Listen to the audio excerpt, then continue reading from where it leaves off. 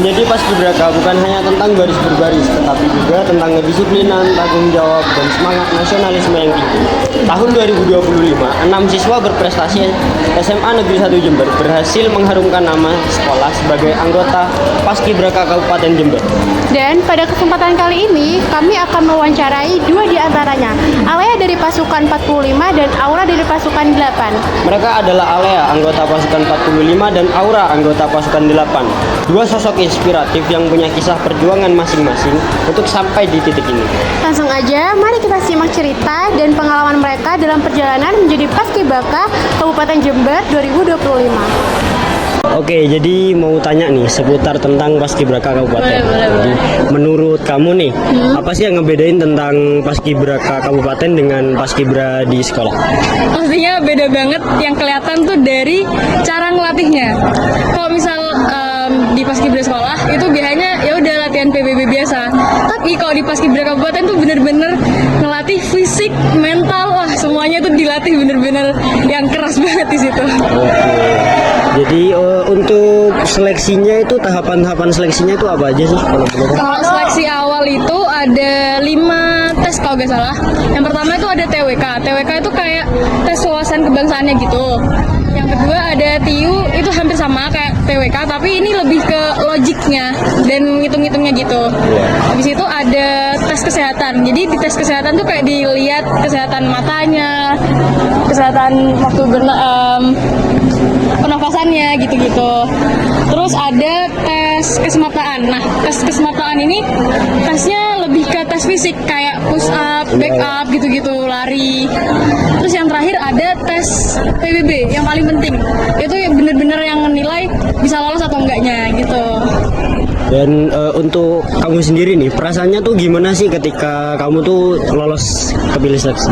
Pastinya gak nyangka ya, kayak kok bisa keterima gitu. Tapi alhamdulillah senang banget pastinya. Kalau dari reaksi keluarga itu gimana? Sama-sama gak nyangka, tapi sama-sama bersyukur, sama-sama seneng lah intinya. Tadi kan dijelasin nih tentang seleksinya. Kamu bisa jelasin nggak alur dari seleksinya itu mulai dari awal seleksi sampai ke hari pengibarannya? Kalau alurnya itu kan setelah seleksi diumumin lolos atau enggaknya. Habis dilolosin, habis kelihatan lolos, baru ada kayak fitting baju gitu-gitu. Terus ada pralatihan, ada latihan intensif, terus baru pengibaran. Udah gitu. Oke, lanjut nih. Jadi kapan sih kamu mulai latihan Paskibra itu? Kalau latihan paskapnya sendiri itu latihan intensif kalau nggak salah dari tanggal 28 Juli deh sampai pengibaran. Kira-kira 15 hari deh. Oh, jadi total sama latihan tuh 15 hari ya? Iya. Dan di mana itu kalau boleh tahu latihannya? Latihan intensifnya itu di alun-alun awalnya, tapi dipindah karena ada JSG kan, karena ada JFC. Ya. Nah pindahnya ke JSG gitu. Oh.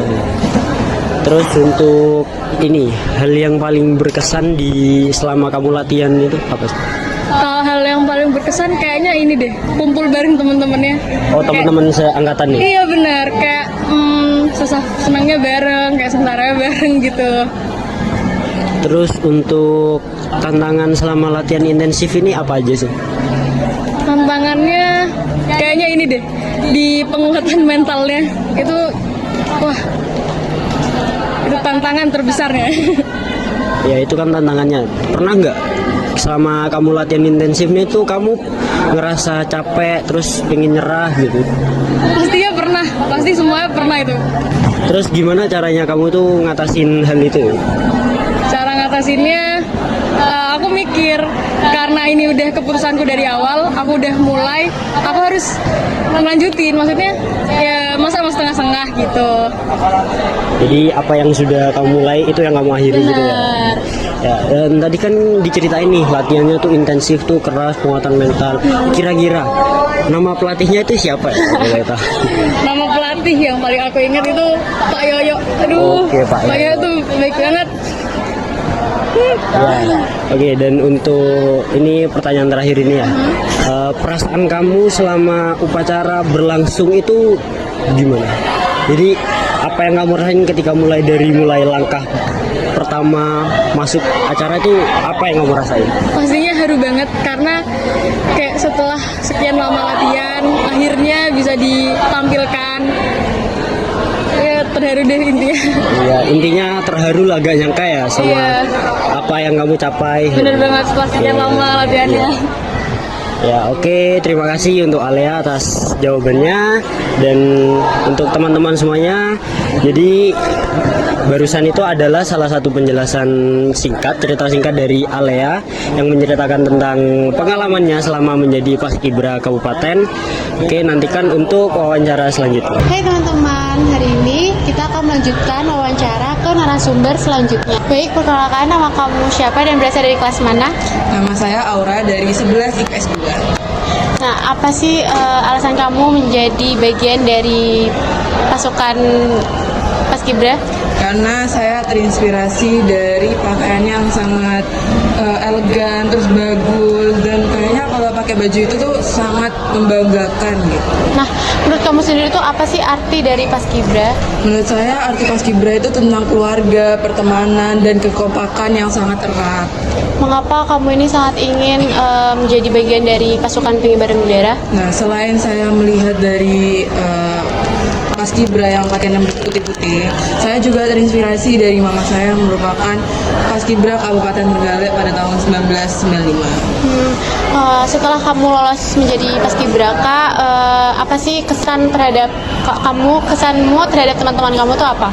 Tentu saja teman-teman saya itu baik-baik, terus juga saling support satu sama lain kalau lelah gitu, saling menyemangati.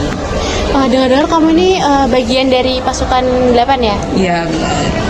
Ceritain dong gimana awal mula kamu tuh bisa dipilih jadi pasukan 8. Jadi awalnya tuh waktu itu kita disuruh baris, terus disesuaikan ketinggiannya. Nah, nanti yang ditarik sama pelatih itu, yang menurut pelatih itu bagus. Nah, saya salah satunya. Terus sebelum menjadi fixnya itu disuruh kayak tes suara, terus tes PBB juga. Bagaimana perasaanmu ketika kamu tuh dipilih jadi pasukan 8? Pastinya sangat senang dan juga tidak nyangka, karena awalnya saya nyangkanya saya berada di pasukan 17. Siapa pelatih yang menurut kamu ini paling berjasa? Nah, pelatih yang paling berjasa tuh menurut saya semuanya, kayak Pak Yoyo, Pak Aris, Pak Wawan, karena mereka lah yang membimbing saya dan mengarahkan saya. Bagaimana pendapat kamu tentang peran pelatih dalam membimbing pasukan? Menurut saya peran pelatih itu sangat penting banget buat mendisiplinkan barisan, terus juga buat ngatur barisan supaya barisan tuh terlihat bagus dan rapi saat hari H. Kamu ini bagian dari membentangkan bendera kan? Iya, benar. Pernah ngalamin kesulitan nggak? Kalau kayak misalnya pas latihan itu kayak kena angin atau posisi talinya gimana gitu, pernah nggak? Nah, saya tuh pembentang waktu penurunan. Jadi saat bendera turun saya lalu membentangkan. Nah, itu tuh dilanjut sama melipat bendera. Nah, saya kesulitannya pada saat melipat bendera. Awal-awal tuh saya sempat dimarahi. Terus juga pas angin kencang. Nah, kalau penurunan itu kan pas sore, jadi anginnya sangat kencang. Jadi sering tali itu terlilit atau benderanya berbalik arah. Bagaimana perasaanmu ketika bendera itu dibentangkan secara baik? Jadi perasaan saya tuh sangat bangga dan juga merasa lega karena semua perjuangan dan juga pengorbanan selama saya latihan tuh terbayarkan. Apa sih pesan buat adik-adik calon paskibraka selanjutnya? Pesan saya mungkin lebih baik dari angkatan 25, terus lebih kompak dan juga semoga keluarganya lebih dapat lah. Terakhir nih, apakah kamu berniat untuk menjadi bagian dari PPI? Mungkin masih gak